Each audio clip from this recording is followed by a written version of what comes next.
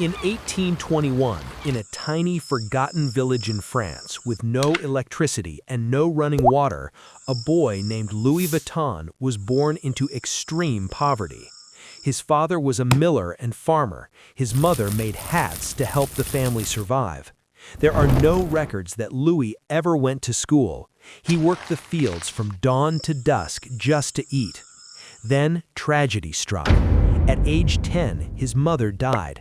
His father quickly remarried, but his stepmother was cruel and controlling. At just 13 years old, Louis ran away from home with nothing but the clothes on his back. His destination? Paris, 225 miles away. He walked for 3 years. Most nights he slept in the woods, hungry, using only a cloak for warmth.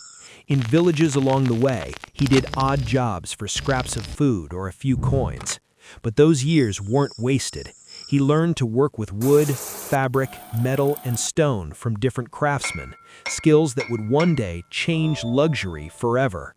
When he finally reached Paris, Louis started as an apprentice boxmaker and packer. In those days, wealthy people traveled with huge custom trunks. One day, the Empress of France herself became his customer and made him her personal boxmaker. From homeless runaway to working for royalty, it was already an unbelievable rise. But Louis had bigger dreams. At age 33, he opened his own workshop. He noticed a major problem with traditional luggage. The leather trunks had rounded tops to shed rain, but they couldn't be stacked. So he experimented and created something revolutionary: lightweight, durable canvas trunks with flat tops. Suddenly, trunks could be neatly stacked, making travel far more practical and efficient. This single innovation launched modern luggage as we know it. His designs became an instant status symbol among Europe's elite. Within years, he was receiving orders from royalty as far as Egypt. By 1859, he had 20 craftsmen and a new workshop. His luggage wasn't just functional, it was elegant. It became the must-have accessory for the wealthy. Then, disaster struck again.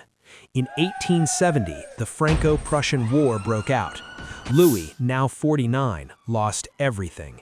His workshop was destroyed, equipment stolen. But instead of quitting, he rebuilt, this time in a prime location near the railway station and Grand Hotel, right where travelers needed him most. In 1872, he launched his famous beige canvas with stripes. It was so stylish and high quality that imitators appeared everywhere. So in 1896, his son George created the now iconic LV monogram, both to honor his father and to fight counterfeits. He also invented a revolutionary new lock that thieves couldn't pick.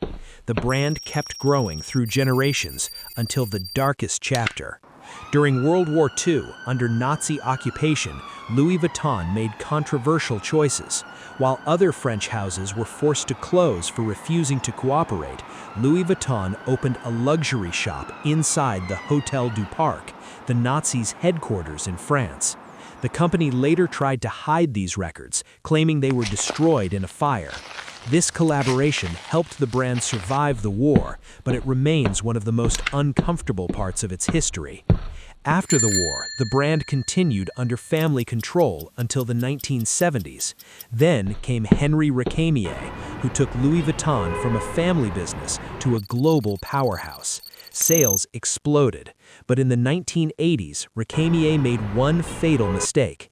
He invited a brilliant but ruthless businessman named Bernard Arnault to help during an internal power struggle. Arnault secretly bought up shares and staged a hostile takeover. Recamier fought him in court and lost. For the first time in over a century, the Vuitton family was completely removed from their own company. Many thought Louis Vuitton was finished, but Arnault turned it around brilliantly. He transformed LVMH into the world's largest luxury empire. He brought in star designers like Marc Jacobs, collaborated with Supreme, Virgil Abloh, and many others. He made Louis Vuitton cool for a new generation while keeping its heritage. Today, Bernard Arnault is one of the richest men alive, with a net worth that has reached around $180 billion.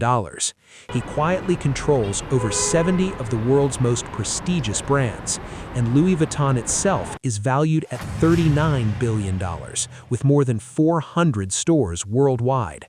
From homeless 13-year-olds sleeping in forests to the most valuable fashion brand on Earth, it's one of the greatest comeback stories in business history, complete with wars, betrayals, genius innovation, and ruthless ambition.